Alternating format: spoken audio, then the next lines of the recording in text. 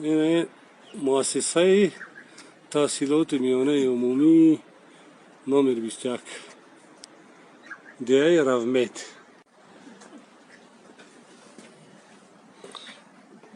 این مکتبی که در دهه رومت جایگیر است، شرایطشان را بینید.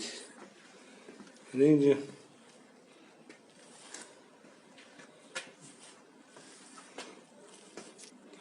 این پاتالوکاشون، این عکسای پرزیدنت و قهرمانای تاجیکستان و این پول ندارد، فرش ندارد، همه خاک هستند.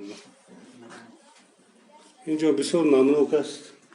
این صنف یکم و صنف هفتم حق بینیم.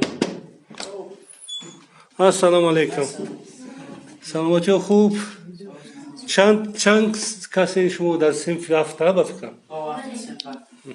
این صنف خانه است. این فرش بینید. لیکن با این نگاه نکرده این معلمای با برکت آمده درس میتن و این کودکا هم میخوانند. این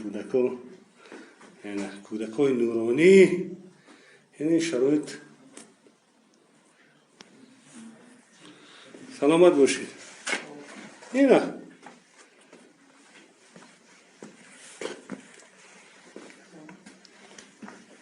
با همین هم نگاه نکرده از این مکتب معلمای بسیار خوب هم میبرن و علما هم میبرن.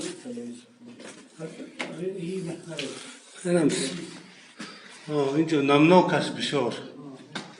در اینجا درس میخوانن، لیکن درس میگذارن. این شرایطشون انشالله وزیر معارف همین را دیده یک فکر میکند. سلام علیکم معلم، خوب است؟ بخشش ممکن است یک دقیقه؟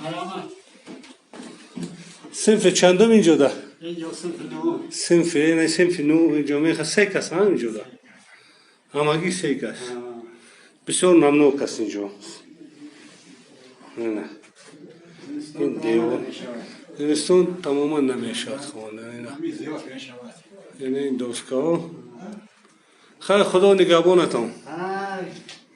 رحمت. سلامت باشید.